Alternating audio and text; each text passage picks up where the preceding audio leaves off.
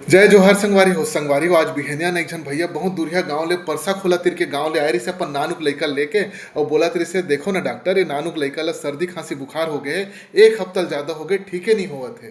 तब मैं देखे लइका एक महीना छोटे रही से और लइका गला में एक ठन माला बंधाए रही से, धागा के माला रही से, उमा छोटे छोटे लकड़ी बंधाए रही से, लहसुन बंधाए रही से, कपूर बंधाए रही से और एक दो ठन ताबीज लगे रही से। तब मैं पूछे का माला है भैया, काबर पहनाए हो?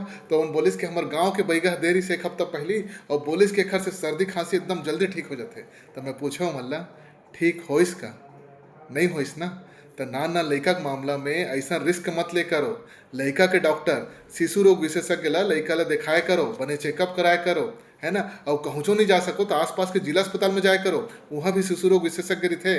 ऐसा भैगा भुने वाला रिस्क मत ले करो।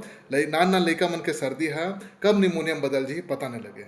और हाँ, मेडिकल दुकान ले सिरप लेके अपन मर्जी से मत पिलाए करो, ठीक है ना। लइका डॉक्टर ला दिखाना बहुत जरूरी है। समझ गए ना आप मन? धन्यवाद।